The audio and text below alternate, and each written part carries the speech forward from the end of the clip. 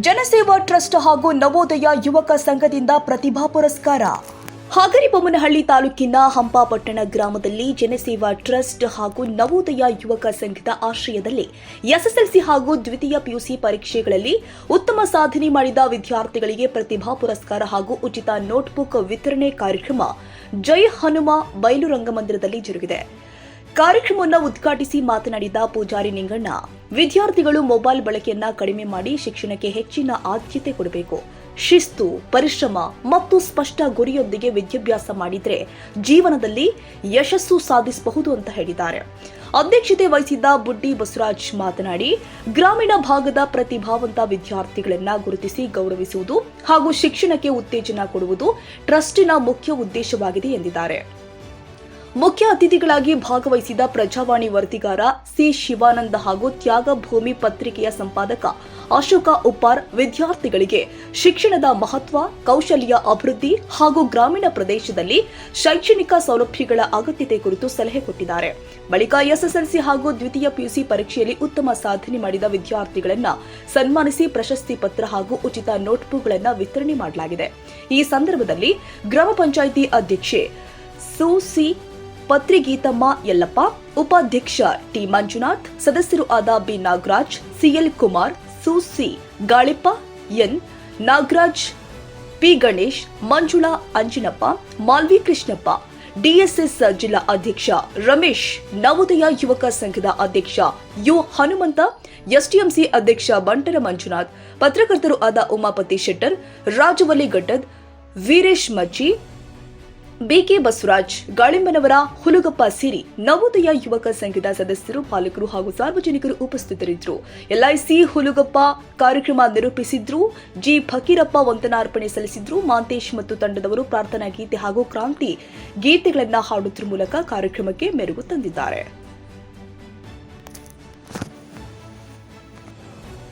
ವಿವಿಧ ರೀತಿಯ ಕಲಾ ತಂಡಗಳು, ವಿವಿಧ ರೀತಿಯ ಕಲಾ ಕಾರ್ಯಕ್ರಮಗಳು ನಡೀತಾ ಇದ್ದಾವೆ.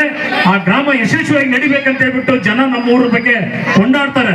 ಆ ಕೊಂಡಾಡುವಂತ ಕೆಲಸ ಮಾಡ್ಬೇಕಂದ್ರೆ ನಮ್ಮಲ್ಲ, ನೀವೇನಿದ್ರಲ್ಲ, ನೀವು ಕೊಡ್ತಕ್ಕಂಥ, ನೀವು ಕಲಿತಕ್ಕಂಥ ಶಿಕ್ಷಣದಿಂದ ಮಾತ್ರ ಕೊಂಡಾಡಕ್ಕೆ ಸಾಧ್ಯವಿದೆ ಬಂಧುಗಳೇ, ವಿದ್ಯಾರ್ಥಿನಿಯರ. ಹಾಗಾಗಿ ನೀವೆಲ್ಲರೂ ಚೆನ್ನಾಗಿ ಓದ್ರಿ, ಚೆನ್ನಾಗಿ ಮಾಡ್ರಿ.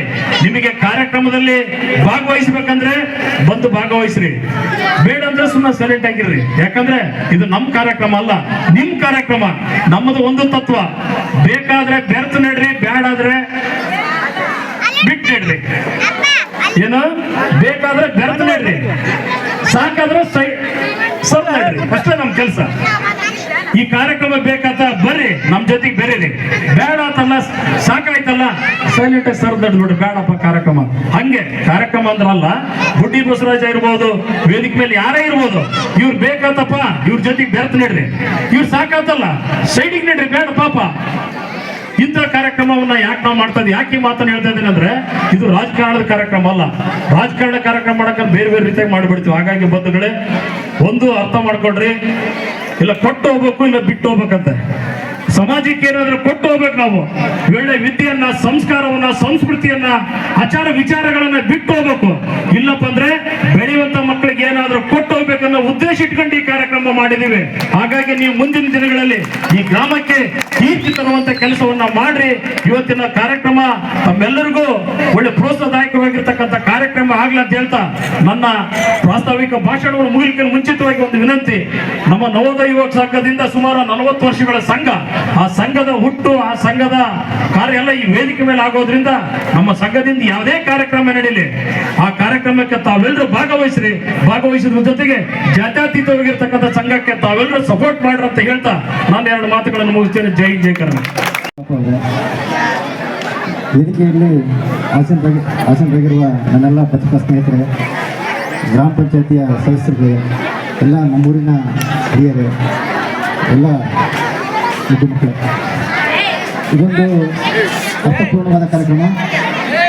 ಈ ಸೇವಾ ಟ್ರಸ್ಟ್ ಬರೀ ಮದುವೆ ಮಾಡೋದಲ್ಲ, ವಿದ್ಯಾರ್ಥಿಗಳಿಗೆ ಪ್ರೋತ್ಸಾಹ ನೀಡಿ ಕೇವಲ ಮದುವೆಯ ಜೊತೆಗೆ ವಿದ್ಯಾರ್ಜನೆಯನ್ನು ಮಾಡತಕ್ಕಂಥ ವಿದ್ಯಾರ್ಥಿಗಳಿಗೆ ಈ ಪ್ರತಿಭಾ ಪುರಸ್ಕಾರ ಮತ್ತು ಈ ಪುಸ್ತಕಗಳನ್ನು ನೀಡುವ ಮೂಲಕ ಹೊಸ ನಾಂದಿಯನ್ನು ಆಡಿದ್ದಾರೆ ಬುಡ್ಡಿ ಬಸವರಾಜ ಮತ್ತು ಅವರ ತಂಡದವರು. ಜೊತೆಗೆ ಈಗ ನಮ್ಮೂರಿನಲ್ಲಿ ವಿಶೇಷವಾಗಿ ಪ್ರತಿಭೆಗಳಿಗೇನು ಕೊರತೆ ಇಲ್ಲ. ವಿದ್ಯಾರ್ಥಿಗಳಿಗೆ 90% ಜಾಸ್ತಿ ತೆಗೆದುಕೊಂಡಂಥ ಅತಿ ಹೆಚ್ಚು ವಿದ್ಯಾರ್ಥಿಗಳು ನಮ್ಮ ಊರಿನಲ್ಲಿದ್ದಾರೆ. ಈಗ ಹಿಂದೆ 60% ತಗೊಳ್ಳೋಕ್ಕೆ ತುಂಬ ಕಷ್ಟಪಡಬೇಕಾಗಿತ್ತು. ಈಗ 90% ಮೇಲೆ ಭಾಳ ಸಲೀಸಾಗಿ ತಗೊಳ್ತಾರೆ. ಇಲ್ಲೇ ನಮ್ಮ ಅಶೋಕ್ ಗುಪ್ಪಾರ್ ಅವ್ರ ಮಗಳೇ 99% ಮಾಡಿದ್ದಾರೆ ಈ ಸತಿ ಮೊರಾರ್ಜಿ ದೇಸಾಯಿ ಶಾಲೆಯಲ್ಲಿ. ಅಂಥ ಪ್ರತಿಭೆಗಳು ನಮ್ಮ ತಾಲೂಕಿನಲ್ಲಿ ಕೊರತೆ ಇಲ್ಲ, ನಮ್ಮ ಊರಿನಲ್ಲೇನು ಕೊರತೆ ಇಲ್ಲ. ಹಾಗಾಗಿ ನಮ್ಮೂರಿನಲ್ಲಿ ಒಂದು PU ಕಾಲೇಜು ಮತ್ತು ಆಸ್ಪತ್ರೆ ಸ್ಥಾಪನೆ ಮಾಡೋದ್ರ ಬಗ್ಗೆ ನಿನ್ನೆ ಬಸವರಾಜ್ ನನ್ನ ಜೊತೆ ಮಾತಾಡಿದರು.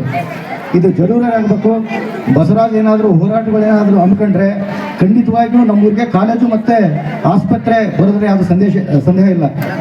ಅವರು ಹಿಂದೆ ಮಾಲ್ವಿ ಜಲಾಶಯದ ಹೋರಾಟ ಮತ್ತು ಈ ಕೆರೆಗಳಿಗೆ ನೀರು ತರುವಂಥ ಹೋರಾಟದಲ್ಲಿ ಮುಂಚೂಣಿಯಲ್ಲಿ ಭಾಗವಹಿಸಿದ್ರು. ಅದು ಸಾರ್ಥಕ ಆಗ್ತಾ ಇದೆ ಕೂಡ. ಹಿಂದೆ ಮಾಲ್ವಿ ಜಲಾಶಯದಲ್ಲಿ ಕೂಡ ಅವರೇ ಹೋರಾಟದ ಕಿಚ್ಚು ಹಚ್ಚಿದ್ರು. ತದನಂತರ ಅದು ಈಡೇರಿತ್ತು.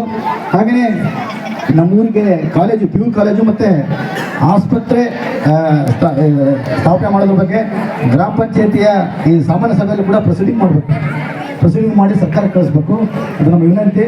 ನಮ್ಮೂರಿನ ಮೂಲಸೌಕರ್ಯ ಬೇಕು, ರಸ್ತೆ ಬೇಕು, ಎಲ್ಲ ಬೇಕು. ಜೊತೆಗೆ ನಮ್ಮೂರಿನ ಶಿಕ್ಷಣದಲ್ಲಿ ಕೂಡ ಕಾಲೇಜ್ ಬೇಕು. ನಮ್ಮೂರಿನ ಮಕ್ಕಳು ಎಲ್ಲ ರೋಡ್ ತುಂಬ ಓಡಾಡ್ತಾರೆ. ಇದು ಉತ್ತರ ಕಡೆ ರಸ್ತೆಯಲ್ಲಿ ನಡ್ಕೊಂಡು ಹೋಗ್ತಾ ಇರ್ತಾರೆ. ಸಕಾಲದಲ್ಲಿ ಬಸ್ಗಳಿಲ್ಲ. ಹಾಗಾಗಿ ಕಾಲೇಜ್ ಇದ್ದರೆ 100 ಜನ ಮಕ್ಕಳು ವಿದ್ಯಾರ್ಥಿನಿಯರು ಕೂಡ ಅವ್ರು ಇಲ್ಲೇ ಕಾಲೇಜು ವಿದ್ಯಾರ್ಥಿಗಳ ಅನುಕೂಲ ಆಗ್ತೈತಿ. ಹಾಗಾಗಿ ನಮ್ಮೂರಿನ ಎಲ್ಲ ಯುವಕರು ಯಾರನ್ನೋದು ಎಲ್ಲ ಯುವಕರು ಈ ಕಡೆ ಗಮನ ಹರಿಸ್ಬೇಕಂತ ಹೇಳ್ತೀನಿ. ಜೊತೆಗೆ ಈ ಕಾರ್ಯಕ್ರಮದಲ್ಲಿ ಭಾಗವಹಿಸಿ ನನಗೆ ಮಾತಾಡೋಕ್ಕೆ ಇಲ್ಲಿ ವೇದಿಕೆ ಮೇಲೆ ಗಣ್ಯರು ಮಾತಾಡೋದಕ್ಕಿಂತ ಹೆಚ್ಚಾಗಿ ವೇದಿಕೆ ಕೆಳಗಡೆ ನಿಮ್ಮ ಮಾತೆ ಜಾಸ್ತಿ ಕೇಳ್ತಾ ಇದೆ. ಸೊ ಹಂಗಾಗಿ ಮಾತಾಡೋ ಅವಶ್ಯಕತೆ ಇಲ್ಲ ಅಂತ ಅನ್ಕೊಂತೀನಿ ನಾನು, ಅಲ್ವಾ? ವೇದಿಕೆ ಮೇಲೆ ಗಣ್ಯರು ಮಾಡೋದಕ್ಕಿಂತ ಹೆಚ್ಚಾಗಿ ಕೆಳಗಡೆ ವಾಯ್ಸ್ ತುಂಬ ಬರ್ತಾ ಇದೆ. ಆತ್ಮೀಯ ಮುದ್ದು ಮಕ್ಕಳೇ, ಈ ದಿನ ಹಂಪಾಪಟ್ಟಣ ಗ್ರಾಮದಲ್ಲಿ, ಹಂಪಾಪಟ್ಟಣ ಗ್ರಾಮ ಅಂದರೆ ಇಡೀ ಅಗ್ರಿಬೊಮ್ಮಳ್ಳಿ ತಾಲೂಕಿನಲ್ಲೇ ಒಂದು ವಿಶೇಷವಾಗಿರ್ತಕ್ಕಂಥ ಗ್ರಾಮ. ವಿವಿಧತೆಯಲ್ಲಿ ಏಕತೆಯನ್ನು ಇರ್ತಕ್ಕಂಥ ಗ್ರಾಮ. ನಾವು ಪತ್ರಕರ್ತರಾಗಿ ಅತಿ ಹೆಚ್ಚು ಎಲ್ಲ ವಿಷಯಗಳ ಬಗ್ಗೆ ಒಂದು ಗ್ರಾಮಕ್ಕೆ ಏನಾದರೂ ಸುದ್ದಿ ಮಾಡ್ತೀವಿ ಅಂದರೆ ಅದು ಹಂಪಾಪಟ್ಟಣ ಗ್ರಾಮ. ಕಲಾವಂತಿಕೆಗಾಗಿರ್ಬೋದು, ವಿದ್ಯೆಗಾಗಿರ್ಬೋದು, ಪ್ರತಿಭಟನೆ ಪುರಸ್ಕಾರ ಆಗಿರ್ಬೋದು, ಎಲ್ಲ ವಿಚಾರಗಳಿಗೂ ಪತ್ರಕರ್ತರು ಸುದ್ದಿ ಮಾಡ್ತಕ್ಕಂಥ ಏಕೈಕ ಗ್ರಾಮ ಅಂದರೆ ಅದು ಹಂಪಾಪಟ್ಟಣ ಗ್ರಾಮ. ಹಾಗಾಗಿ ಹಂಪಾಪಟ್ಟಣ ಗ್ರಾಮದಿಂದ ಅನೇಕ ಗಣ್ಯರು, ಈಗಾಗಲೇ ರಾಜ್ಯ ಮಟ್ಟದಲ್ಲಿ ಹೆಸರು ಮಾಡಿರ್ತಕ್ಕಂಥ ಅನೇಕರು ಹಂಪಾಪಟ್ಟಣ ಗ್ರಾಮದಿಂದ ಬಂದು ಹೋಗಿದ್ದಾರೆ. ಈ ವಿಶೇಷ ಏನಂತಂದರೆ ಈ ಕಾರ್ಯಕ್ರಮ ವಿಶೇಷವಾಗಿ ಮಕ್ಕಳಿಗೆ ಆಯೋಜನೆ ಮಾಡಿರ್ತಕ್ಕಂಥ ಕಾರ್ಯಕ್ರಮ. ಹಾಗಾಗಿ ಈ ಜನಸೇವಾ ಟ್ರಸ್ಟ್ ಹಾಗೆ ನವೋದಯ ಯುವಕರ ಸಂಘ ಈ ಗ್ರಾಮಗಳಲ್ಲಿ ಏನಾದರೂ ಒಂದು ಅತಿ ಹೆಚ್ಚು ಚಟುವಟಿಕೆಗಳ ಮೂಲಕ ಸಮಾಜ ಸೇವೆಗಳನ್ನು ಮಾಡ್ತಾ, ಶೈಕ್ಷಣಿಕ ಚಟುವಟಿಕೆಗಳಿಗೆ ಪ್ರೋತ್ಸಾಹ ಕೊಡ್ತಾ, ವಿದ್ಯಾರ್ಥಿಗಳಿಗೆ ಮುಂದಿನ ಭವಿಷ್ಯತ್ತಿನ ಕಾಳಜಿಯನ್ನು ವಹಿಸ್ತಾ ಅನೇಕ ಕಾರ್ಯಕ್ರಮಗಳನ್ನೇನಾದರೂ ಮಾಡ್ತಾರೆ ಅಂತಂದರೆ ಆ ಇಡೀ ಜನಸೇವಾ ಟ್ರಸ್ಟ್ ಹಾಗೆ ನವೋದಯ ಯುವಕರ ಸಂಘಕ್ಕೆ ನಾವು ನಿಜಕ್ಕೂ ಕೂಡ ಅತ್ಯಂತ ಜೋರಾಗಿ ಚಪ್ಪಾಳೆ ಮೂಲಕ ಈ ಒಂದು ಅಭಿನಂದನೆ ಸಲ್ಲಿಸಬೇಕಾಗಿರ್ತಕ್ಕಂಥ ಅನಿವಾರ್ಯತೆ ಇದೆ. ಹಾಗೆ ವಿಶೇಷವಾಗಿ ಒಂದೆರಡು ಮಾತು ಬುಡ್ಡಿ ಬಸವಣ್ಣವ್ರ ಬಗ್ಗೆ ಹೇಳ್ಬೇಕಂತಂದರೆ, ಅವರು ಹುಟ್ಟೂರು ಹಂಪಾಪಟ್ಟಣದಿಂದ ಇಡೀ ತಾಲೂಕು ಮಟ್ಟದಲ್ಲಿ ಅವರದೇ ಆಗಿರ್ತಕ್ಕಂಥ ಒಂದು ಖ್ಯಾತಿಯನ್ನು ಪಡ್ಕೊಂಡು, ಒಂದು ಹೆಸರನ್ನು ಮಾಡಿಕೊಂಡು ಹೋರಾಟದ ಮೂಲಕ ಇಡೀ ಸಮಗ್ರ ತಾಲೂಕುಗಳಿಗೆ ಅಭಿವೃದ್ಧಿ ಆಗ್ತಕ್ಕಂಥ ನಿಟ್ಟಿನಲ್ಲಿ ಅನೇಕ ಯೋಜನೆಗಳಿಗೆ ಬೆಂಬಲಿಸ್ತಾ ಹೋರಾಟಗಳನ್ನು ಮಾಡ್ತಾ, ಹುಟ್ಟೂರಿನ ಬಗ್ಗೆ ತುಂಬ ಅಭಿಮಾನ ಇಟ್ಕೊಂಡು, ಹುಟ್ಟೂರಿನ ವಿದ್ಯಾರ್ಥಿಗಳ ಬಗ್ಗೆ, ಮುಂದೆ ಭವಿಷ್ಯತ್ತಿನ ಆಸ್ತಿಗಳ ಬಗ್ಗೆ ಯೋಚನೆ ಮಾಡಿ ಅನೇಕ ಶೈಕ್ಷಣಿಕ ಚಟುವಟಿಕೆಗಳನ್ನು ಆಯೋಜನೆ ಮಾಡ್ಕೊಂತ ಬಂದಿರತಕ್ಕಂಥ ಅವರಿಗೆ ವಿಶೇಷವಾಗಿ ನಮ್ಮ ಇಡೀ ತಾಲೂಕಿನ ಪರವಾಗಿ ಅವರಿಗೆ ವಿಶೇಷವಾಗಿರ್ತಕ್ಕಂಥ ಅಭಿನಂದನೆ ಸಲ್ಲಿಸ್ತಾ ಇದ್ದೀನಿ. ಮಕ್ಕಳೇ, ಬುಡ್ಡಿ ಬಸವಣ್ಣ ಪ್ರಾಸ್ತಾವಿಕ ಮಾತಾಡ್ಬೇಕಾದ್ರೆ ಹೇಳಿದರು, ಇವತ್ತಿನ ಪರಿಸ್ಥಿತಿ ಹಿಂದಿನ ಪರಿಸ್ಥಿತಿನ ನಿಮಗೆ ಒಂದೆರಡು ಮಾತಲ್ಲಿ ಹೇಳಿದರು. ಇವತ್ತು ನಿಮಗೆ ಸಿಗ್ತಕ್ಕಂಥ ಅವಕಾಶಗಳು, ಅನುಕೂಲಗಳಿದ್ದಾವೆ. ಹಿಂದೆ ನಿಮ್ಮ ತಂದೆ ತಾಯಿಗಳಿಗೆ, ನಿಮ್ಮ ಅಣ್ಣಂದರಿಗೆ, ನಿಮ್ಮ ಅಕ್ಕಂದರಿಗೆ ಯಾರಿಗೂ ಸಿಕ್ಕಿಲ್ಲ. ಇವತ್ತು ಸರ್ಕಾರವೂ ಸಹಿತ ಎಲ್ಲ ಮಕ್ಕಳಿಗೋಸ್ಕರ ಅನೇಕ ಯೋಜನೆಗಳನ್ನು ಮಾಡಿ ಶಾಲೆಗಳಲ್ಲಿ ಶಿಕ್ಷಕರ ಮೂಲಕ ಯಾವುದೇ ಕೊರತೆ ಆಗಲಾರ್ದಂಗೆ ಎಲ್ಲ ನಿಮಗೆ ಸೌಕರ್ಯಗಳನ್ನು ಕೊಡ್ತಾ ಇದೆ.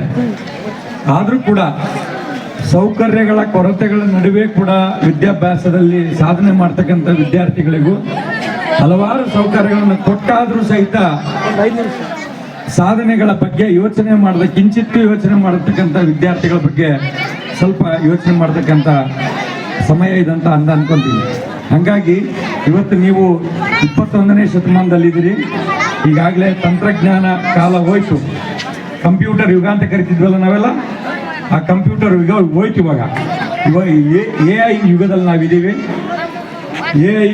ನಾವಿದ್ದೀವಿ. ಹಾಗಾಗಿ ನಿಮಗೆ ನಿಮ್ಮ ಬೆರಳ ತುದಿಯಲ್ಲೇ ಹೆಚ್ಚು ಮಾಹಿತಿ ಸಿಗ್ತಕ್ಕಂಥ ಕಾಲಮಾನದಲ್ಲಿ ನಾವಿರೋದ್ರಿಂದ ಅತಿ ಹೆಚ್ಚು ವಿದ್ಯೆಗೆ ನೀವು ಆದ್ಯತೆಯನ್ನು ಕೊಡ್ಬೇಕಂತೇಳಿ ತಮ್ಮಲ್ಲಿ ವಿನಂತಿ ಮಾಡಿಕೊಳ್ತಾ, ಈ ನಿಮ್ಮ ಶೈಕ್ಷಣಿಕ ಅಭಿವೃದ್ಧಿಗೋಸ್ಕರ ಇವತ್ತಿನ ದಿವಸ ಏನು ಉಚಿತ ನೋಟ್ ಪುಸ್ತಕಗಳನ್ನು ವಿತರಣೆ ಮಾಡೋದಾಗಲಿ, ಸಾಧನೆ ಮಾಡಿರ್ತಕ್ಕಂಥ ವಿದ್ಯಾರ್ಥಿಗಳನ್ನು ಗುರುತಿಸಿ ಪ್ರೋತ್ಸಾಹಿಸತಕ್ಕಂಥ ಕಾರ್ಯಕ್ರಮ ಹಮ್ಮಿಕೊಂಡಿರ್ತಕ್ಕಂಥ